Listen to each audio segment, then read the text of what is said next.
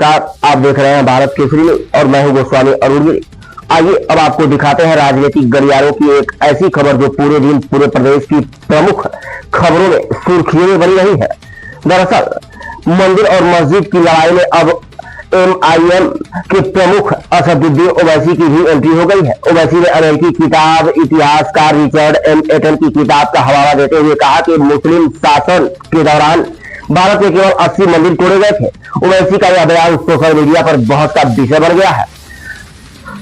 ओवैसी का कहना है कि वो मीडिया में अक्सर कहते फिरते हैं कि 400 साल पहले कई मंदिर तोड़े गए थे।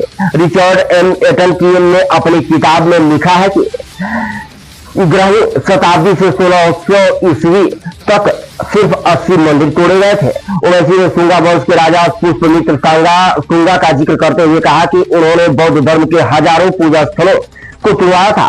क्या आप उस पर फिल्म बनाएंगे? 1640 ईस्वी में पल्लव राजा नरसिम्हा वर्मन ने एक चालुक्य की राजधानी वापी से गणेश भगवान की मूर्ति चुरा ली थी।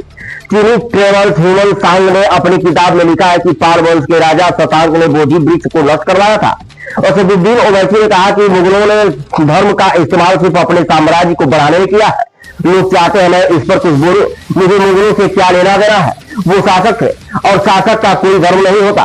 ओवैसी ने प्रधानमंत्री नरेंद्र मोदी पर निशाना साधते हुए कहा कि अगर उन्हें सचमुच छत्रपति संभाजी महाराज से हमदर्दी है तो उन्हें मराठा आरक्षण का ऐलान कर देना चाहिए।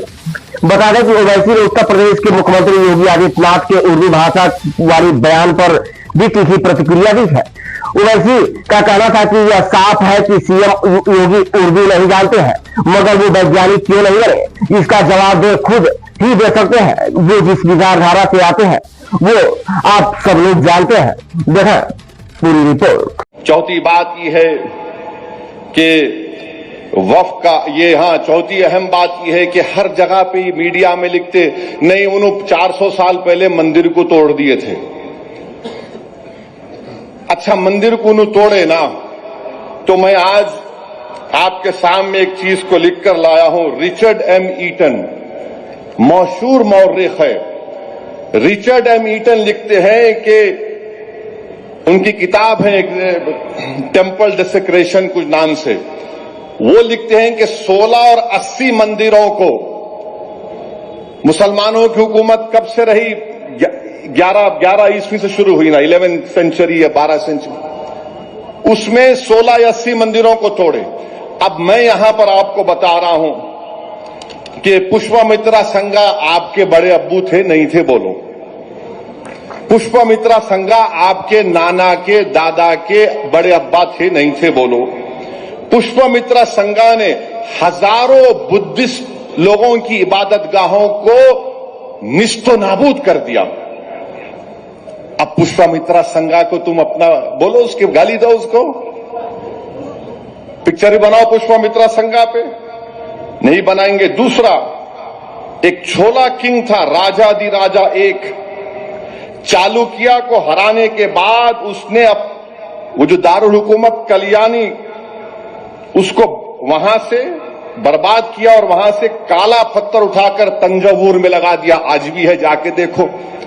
उस पे कोई पिक्चर बनाएंगे आप? उस पे कोई तबसरा करेंगे आप? नहीं करेंगे। फिर एक पल्लवा नरसिम्हन एक गणेशा की मूर्ति को चोरी किए, ले लिए, हासिल किए।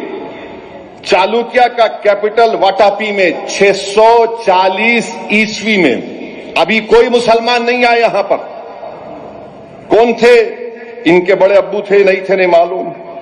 अच्छा, ह्यून सैंग, पब्लिक स्कूल में हम पढ़े। ह्यून सैंग कौन थे? ह्यून सैंग ने लिखा कि शशांक का बोधि ट्री को काट दिए। ह्यून सैंग लिख रहा है। अब वो बोलो कौन थे उन्होंने? और शशांक का जो है 6 और 7 सेंचुरी में किंग ऑफ गौर यानी बंगाल को, गौर बंगाल को बोलते जमाने के, बुद्धिस्ट हर्षा से मुलाकात की और पीपल ट्री को, जिसमें हमारे बुद्धिस्ट लोगों का अकीदा है कि वहां पर बुद्धा को पूरे क्या बोलते वो इख्तियारात मिले, जो भी मिले, उसको तोड़ने की कोशिश करे। 1950 कॉमन ईरा बोलते, आजकल लेडी नहीं बोलते, यशोवर्मन खजुराहो की लक्ष्मण मंदिर, यशोवर्मन क्या करे थे, देवापाला को डिफीट दिए, हराकर आप वहां से वो लेकर आए। 10वीं ईस्वी में राष्ट्रकूटा किंग इंदिरा जो है, बादशाह इंदिरा, कालाप्रिया की मंदिर को तोड़े। अरे पूरी तारीख तुम्हारे सामने रख दूंगा मैं। तुम्हारा प्रॉब्लम क्या है कि तुम्हारे बड़े अब्बू जो करे तुम उसको भूल जाते, आपके मामू जो करे वो आप भूल जाते, और मेरे को बोलते तुम बोलो तू करे। अरे मेरे को क्या करना है मुगलों से? उन्होंने क्या, मेरे अब्बा थे, नाना थे, कुछ भी नहीं थे, बादशाह थे। बादशाहों को कोई मजहब नहीं होता, याद रखो, बादशाहों का कोई मजहब नहीं होता। बादशाह मजहब को इस्तेमाल करके अपनी हुकूमत को बढ़ाता। उसको लगा कि दूसरे बादशाह को हराने के बाद उसकी जो सबसे ताकतवर जगह है मैं उसको तोड़ दिया, उसको हासिल कर लिया तो लोग मेरे को कबूल कर लेंगे। हर चीज में लगे जा रहे, नहीं तुम बोलो तुम बोलो। 500 साल पहले बाबा हम क्या करेंगे? 500 साल पहले जो हुआ प्रेजेंट में क्या करना है? अगर आप करना चाह रहे हैं प्रेजेंट में तो फिर इसका भी बोलो।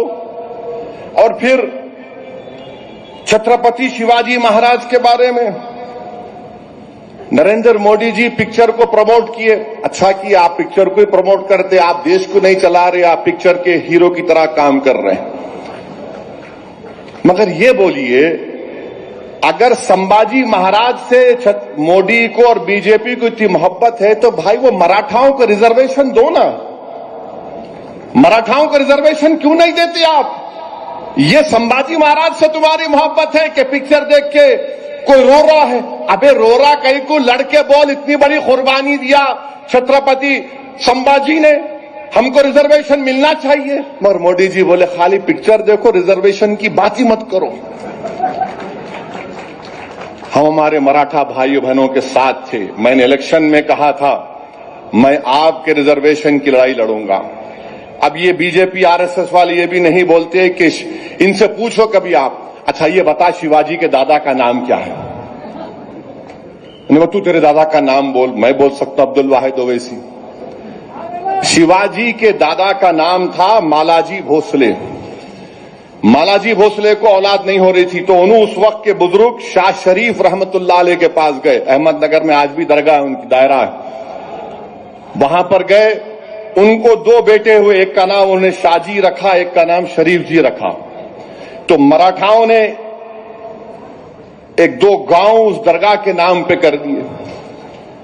अरे भाई, शिवाजी के फौज में, शिवाजी जब आगरा के किले से भागे तो मुसलमान उनके साथ,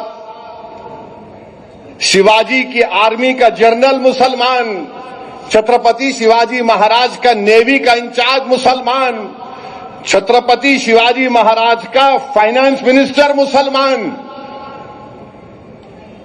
और ये जो मुगलों की फौज आई उसमें भी हिंदू लोग हैं, उसमें भी हिंदू लोग हैं।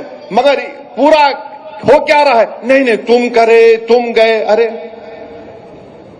500 साल पहले जो हो रहा, अगर मैं जिम्मेदार तो फिर ये 2000 साल पहले या 1500 साल पहले हुआ या 800 साल पहले, उसका क्या करेंगे? उसका हिसाब किताब कौन देगा? तो मेरे अजीज